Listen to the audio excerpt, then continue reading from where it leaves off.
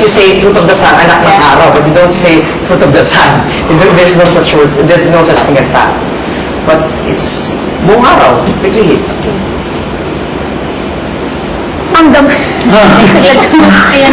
pinag-init ng araw ang siyang dahilan kung bakit ako'y nagkaroon ng bumang araw. Oh, you're good at Tagalog. Miguel. Listen about absence. Absence Makes the heart grow fonder. Do you believe in it? Yeah. This idiom means that when Absolutely. people are apart, their love grows stronger.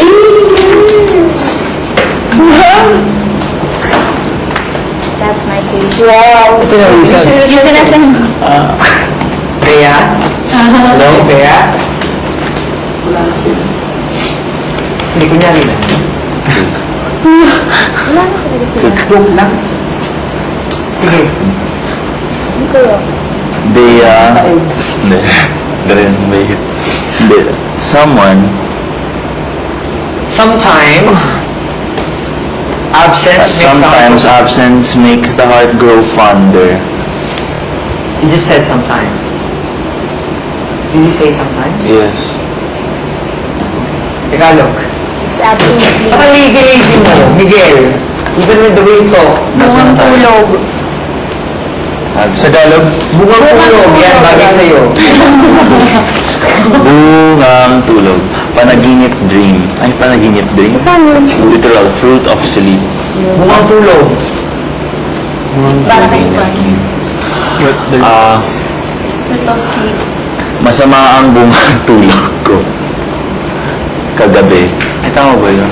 Oo, panaginip. Masama Masama ang bungang tulog ko kagabi. Okay. No one uses it anymore.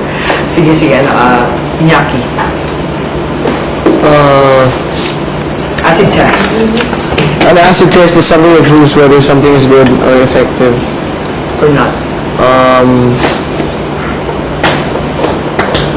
Studies show that the use of feminine washes an acid test. Something applies to everybody. Is what? Whether something is good or effective. The use of feminine washes an acid test. Tagalog. If something is good or effective. I can't think of Balat sibuyas. Balat sibuyas, manipis, maramdamin a sensitive person, literal onion skin. Nakakaiyak ang balat sibuyas. Sila Arnie means ang balat sibuyas. Balat sibuyas. Next. Kahit kita dyan. Giselle, you were asking everyone, I think I watched one episode that you were asking everyone na ilang beses na sinabihan regarding your performance, and I think isa ako na sinasabi sa'yo, diba, regarding it. Alin po? Regarding your performances, I think it's more of stage presence. Yun nga po, sir. That when you, people are expecting a lot. Eh. Lahat kayo ganun eh. Parang, lahat naman kayo singers na eh. Pero pagdating doon, Wala.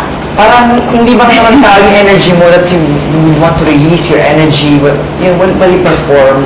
Parang hindi mo niyayakap yung pagiging mga awit.